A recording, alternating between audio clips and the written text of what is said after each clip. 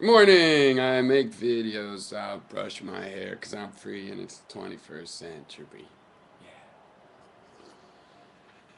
All right. Well, one of the things about will, I think, that makes it so widely rejected, evidently, at least around here among atheistic scientific types, is the necessity that through reductionism, um, a material concept of will means that there is going to have to be a material, physical reason for it. It's going to have to be some sort of part of nature for the choice to be real. But that doesn't necessarily have to come to be the case, but that's sort of the implication because whatever it is that is living, there's some property of unliving matter out there, and it means sort of a pantheistic, everything has a bit of whatever it is that can add up into an expression of life, including a stone and whatnot. In other words, as if it has a will that's for some reason unexpressed or will. Well, anyway, I'm going to back up a little bit. Let's talk about emergent properties. I find a lot of people are a little bit confused about the properties of parts and how they relate to properties of wholes, especially in a materialism. Okay, in a material reduction. Um,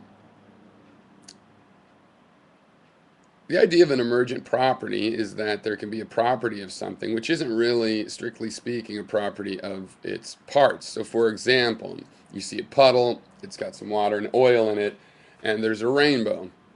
You see a rainbow on the surface of the water. Um, the oil does not have those colors in it, the water does not have those colors in it.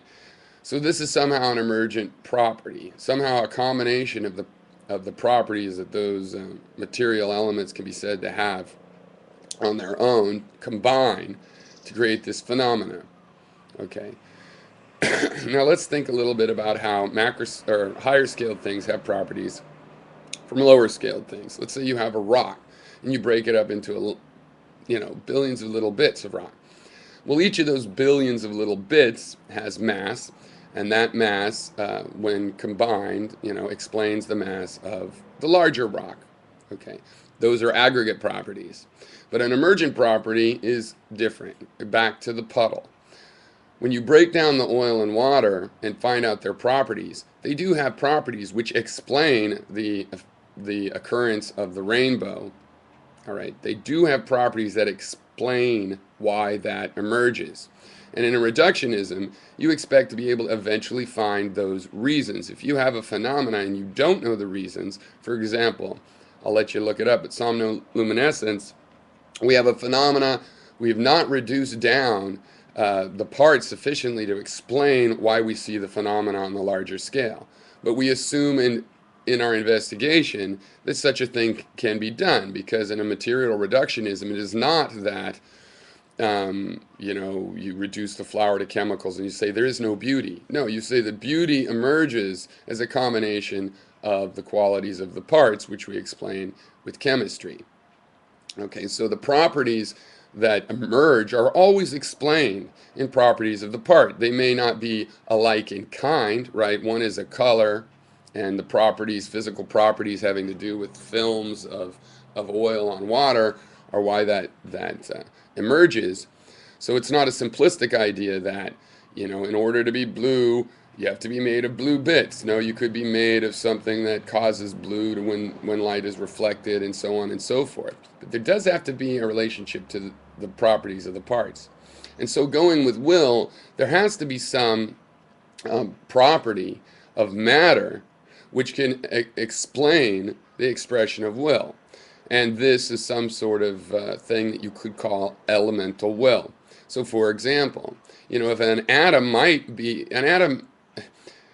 are candidates for what an inanimate object might be willing are anything that seems random or not entirely regular. And then if we can try to figure out the nature of this randomness, see if it's random or if it's directed.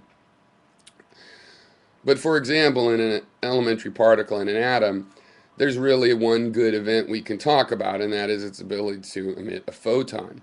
Now, it does this at random, but it's indistinguishable, rather, from a choice with no information, right? If people are making a choice in a dark room, people are grabbing objects. It's going to be random which object they grab because they don't have any information. They can't see the objects and so on. So, there's not going to be any information, which will lead to a random choice. Okay, so just hypothetically, if that was the element of choice, we're not surprised that we see random distributions in those choices because atoms don't have any senses, they have no way to gather information. So if they were willing when the photon went exactly, you would not see any choice. But just the very idea of that is offensive to some people who believe that somehow will is a part of our fanciful mythology. Now, I'm fine with finding out parts of the fanciful mythology that we have, identifying them, eradicating them. But you can't do it when you don't have any explanation yet as to why this illusion emerges. All right.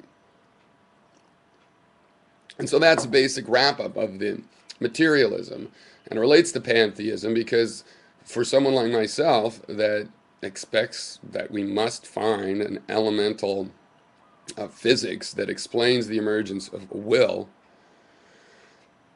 even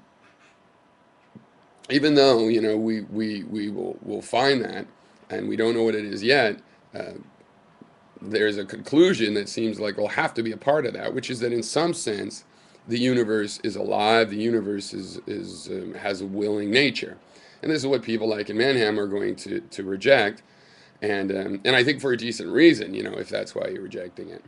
On the other hand, there is really no way to successfully reject it, I believe, and be a materialist, okay, and not believe in metaphysics. If you are a materialist and you do not believe in metaphysics, and then no matter what will is, whether it's not free or anything, it must emerge from the physical laws at the lowest levels.